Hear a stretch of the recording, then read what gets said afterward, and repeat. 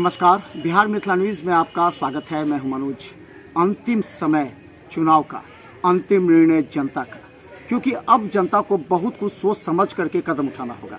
अभी तक जो आपने देखा वो एक खेल था, वो कई प्रत्याशियों का नाटक था, क्योंकि 5 साल जीतने के बाद और हारने के बाद कौन सा प्रत्याशी आपके संपर्क में रहा, ये दिल पर हाथ रख करके आप सोचिएगा, क्योंकि 11 से 12 प्रत्याशी इस बार चुनाव मैदान में हैं। लेकिन अब जनता ये समझ ली है कि अब इसमें से मुख्यतः 4 पर ही अब मामला सिमटने वाला है। आपका एक एक वोट बर्बाद ना हो, इस पर ध्यान रखिएगा, क्योंकि यही एक वोट आपको 5 साल पीछे खींच देगा। हमारे साथ ललन महतो हैं, जो निवर्तमान मुखिया हैं रामपुर डी का। तो महानगर हनुमान नगर का ये महासंग्राम अब सिमटने वाला है। ललन जी, ये बताइए कि 5 साल हुआ, ये 5 साल में आप घूमते होंगे, कितने लोग जो प्रत्याशी हैं, 11 आदमी, कौन कौन प्रत्याशी लोगों के बीच मैदान में थे? सबसे बड़ी बात है, ये लोकतंत्र का महान पर्व है, और जब लोकतंत्र का महान पर्व जब चुनाव आता है तो बहुत सारे कैंडिडेट चुनावी मैदान में कूद जाते हैं। लेकिन जब चुनाव समाप्त होती है तो जनता का एक भी समस्या सुनने के लिए कोई भी प्रतिनिधि उनके सामने नहीं आते हैं। या जनता कोरोना काल में हो, या उससे पहले किसी भी हॉस्पिटल की बात हो, या कोई जनता की जो तरह तरह की मूलभूत समस्याएं हैं, ऐसा नहीं है जो कोई जनप्रतिनिधि बन गया तो उसी का दायित्व है उस जनता को सेवा करना। दायित्व उनका भी है जो मतदान लेकर, वोट लेकर के जनता को, और मान लीजिए अगर डिबेट हो गए, हार गए, उनका भी उतना ही दायित्व बनता है कि जनता का सेवा करना। निश्चित तौर पर कभी ये बात हम बताना चाहते हैं। ये बात कई पंचायतों में हमने देखा कि जनता सवाल पूछ रही है उन लोगों से, खासकर उनसे, अगर 2000 या 1000 वोट आपने जिस प्रत्याशी को दिया था उस चुनाव में, उनका भी दायित्व बनता हारने के बाद भी कि कम से कम वो 1000 वोटर के नज़दीक जाते, उनके दुख में, उनकी मदद के लिए उनके बारे में सोचते कि वास्तव में वो प्रत्याशी हारने के बाद कम से कम उस वोटर के पास तो पहुंचे हैं। ऐसे में लेकिन ऐसा नहीं होता है। और 5 साल हम लोग जनता का एकदम ईमानदारी पूर्वक हर सुख दुख में, हॉस्पिटल की समस्या हो, या किसी मरनी हरनी की बात हो, या कोर्ट कचहरी तक का बात हो, या कि आपसी पति पत्नी का विवाद, भाईचारगी का विवाद, 12 बजे रात में भी अगर किसी प्रकार की समस्या हुई है और लोग मुझे फ़ोन किए हैं, तो उस समय जाकर के उस समस्या का समाधान और शांति वातावरण, अमन चैन में कायम करने का हम लोग काम किए हैं। मुखिया जी, एक सवाल और भी रहता है कि कई पंचायतों में ऐसा होता है कि मुखिया को कार्य करने से रोका जाता है। कई बार सरकारी योजनाओं को लागू करने का जब समय आता है तो वहां आसपास के लोग या विरोधियों के द्वारा उसे रोका जाता है, उसे डाइवर्ट किया जाता है, ताकि वो योजना ना हो, जनता को लाभ न मिले और आरोप मुखिया पर लगे। ये कई पंचायतों में देखने, आपकी पंचायत में ऐसी स्थिति हुई क्या?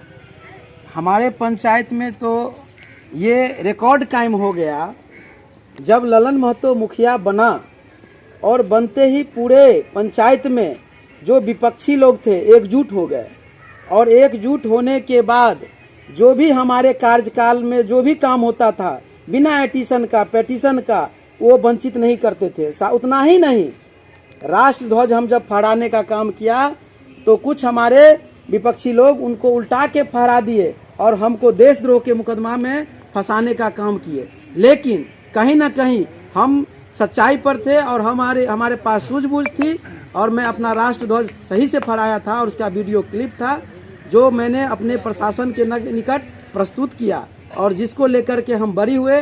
और जो भी व्यक्ति इस तरह का घटना किए थे, उस घटना में जो दोषी पाए गए उनको परेशानी का सबब झेलना पड़ा।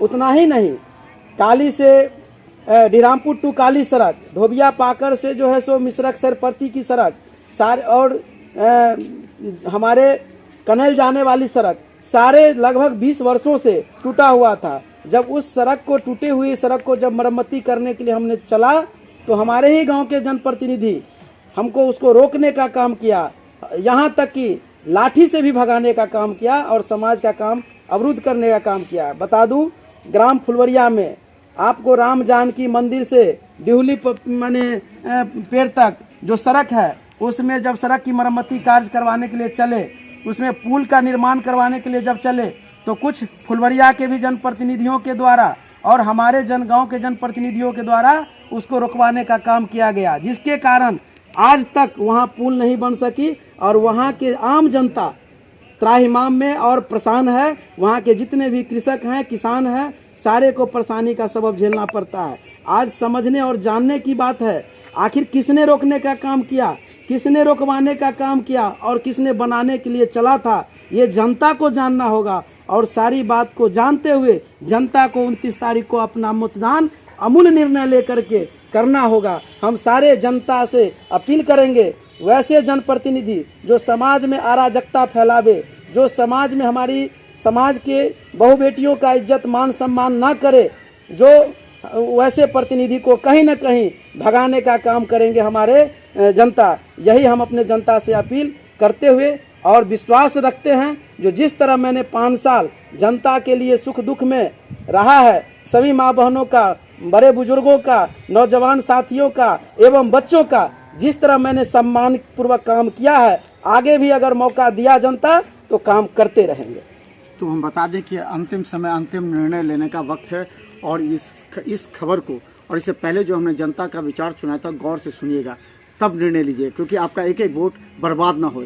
11 प्रत्याशी में आप जानते हैं, क्योंकि आपका एक एक वोट कीमती। अब पहले वाला समय नहीं है कि आप अपना वोट बर्बाद करेंगे। आप अपना वोट ऐसे व्यक्ति को चुनिए, हम नाम किसी का नहीं कहेंगे, ऐसे व्यक्ति को चुनिए जिससे आपका सर्वांगीण विकास हो सके, बच्चों की शिक्षा, आपकी चिकित्सा हो सके। एक चीज़ बताइए कि अभी 11 प्रत्याशी हैं, इस प्रत्याशी में आपको क्या लगता है, किनसे टक्कर है आपको? देखिए, जितने भी प्रत्याशी हैं आज चुनावी मैदान में, वो कहीं न कहीं एक दूसरे को नुकसान करने की नीयत से है। वास्तविकता है जो मात्र 3 से 4 ऐसे प्रत्याशी हैं जो चुनावी मैदान में जिनको कुछ जनाधार है, लेकिन बाकी भी बहुत सारे ऐसे भी प्रत्याशी खड़ा हो गए हैं जो कहीं न कहीं जो वर्तमान मुखिया है उसको काट करने के लिए कुछ प्रतिनिधियों ने अपना धन बल का प्रयोग कर जो है सो खड़ा करवाया है, लेकिन कहीं से उसका जो है अस्तित्व नहीं है, क्योंकि न एक जात से, न एक धर्म से, न एक गांव से नेता तभी बनेगा जिसके पास हर जाति, वर्ग, धर्म और जमात के लोग और हर गांव के लोग, हर मोहल्ले, वार्ड, कस्बे से जब मतदान करेंगे वही नेता बनेगा। और बाकी जितने भी लोग हैं चुनावी मैदान में 29 तारीख को सबों को सबक सीखने का मौका जनता सिखाएगी सबों को। तो हम बता दें 5 साल में ललन महतो बहुत परिपक्व हो गए हैं। 5 साल जब ये चुनाव जीते थे, उस समय हम जब 17 में हम आए थे, उस समय ललन महतो इतने नहीं थे। ये कुश्ती, कबड्डी का पटकनियाँ मारने का बात करते, लेकिन इस बार भी चुनाव में ये पटकनियाँ कैसे मारेंगे इसका टेक्निक वो जानते हैं। अंतिम समय में 27 तारीख से लेकर के 28 तारीख तक ये जो पटकनियाँ मारेंगे वो काफ़ी महत्व रखेगा। लेकिन आपके लिए सोचना है कौन व्यक्ति गंभीर है, कौन सा व्यक्ति वो है जिसके दरवाजे पर अगर आप जाते हैं तो आपका इज्जत हो, सम्मान हो, आपके साथ बैठकर चाय पिए। लेकिन ये आपको सोचना पड़ेगा कि ऐसे मुखिया को अगर जिताते हैं जिसके दरवाजे पर भी जाने से आपको डर लगे, समझिए आप वहीं हार गए, आपका विकास वहीं रुक गया। अंतिम में एक सवाल महत्वपूर्ण कि आप 5 साल, आने वाले 5 साल में क्या आपका कार्य अधूरा है जिसे जनता जानना चाहेगी कि आप वो काम करेंगे? अंतिम 5 साल में सबसे पहली बात मैं बता दूं, मैं युवा पीढ़ी से था, खेल जगत से था, मुझे अनुभव की कमी थी और 5 साल में मैंने सीखा है, समझा है और अब जो है हमारे जनता को जो बन पाया मैंने काम ईमानदारी पूर्वक किया है। लेकिन हमारे जनता को अभी बहुत सारे काम ऐसे हैं जो अधूरा पड़ा हुआ है और जनता की जो जनादेश है मेरे साथ है। अगर जब हम जीत के आएंगे तो जो भी काम अधूरा पड़ा हुआ है, वो सड़क हो, नाला हो, पुल हो या जो हमारे गरीब का जो घर छूट गया है, वह सभी व्यक्तियों का ईमानदारी पूर्वक मैं काम करके उसको संपन्न करेंगे। इसी के साथ मैं अपने जनता से अपील करूंगा, पुनः एक बार अपना मतदान करें। हमारा छाप काठगाड़ी छाप ईवीएम के 11 नंबर पर हैं, उनको देखते हुए मैं सारे जनता से अपील एवं माताओं बहनों से अपील करता हूं कि काठगाड़ी छाप को देखकर बटन दबावे और भारी से भारी मतों से जिताने का काम करें, ताकि हमारी जीत नहीं, ये जनता की जीत होगी, ये भाईचारगी की जीत होगी और यहाँ के समाज के प्रतिष्ठा की जीत होगी। तो हम बता दें, आप लगातार देख रहे हैं कि विभिन्न पंचायतों में प्रत्याशियों के बयान हम आप तक पहुंचा रहे हैं, क्योंकि हम आपको सहयोग कर रहे हैं समझने में। बात समझिए, मीडिया का काम क्या है? जनप्रतिनिधियों की भाषा को, उनके आचरण को, उनके कार्यों को, उनके व्यवहार को आप तक पहुंचाना। और आप निर्णय ले सकते हैं 11 प्रत्याशियों में कौन सा ऐसा प्रत्याशी है जिसके दरवाजे पर सम्मान मिले, कौन सा प्रत्याशी है जिसका एक सरकारी योजना का कार्य आपके दरवाजे तक पहुंचे और आप निर्भीक होकर के इस पंचायत में सांस ले सके बिना डर के। ऐसे प्रत्याशियों को आप जिताएं, क्योंकि ये आने वाले आपके 5 साल बच्चों के भविष्य और युवा पीढ़ी के कैरियर का भी सवाल है। तो देखते रहिए बिहार मित्र न्यूज, क्योंकि हम दिखाते हैं जमीनी सच्चाई। यूट्यूब में सब्सक्राइब कर देखें बिहार।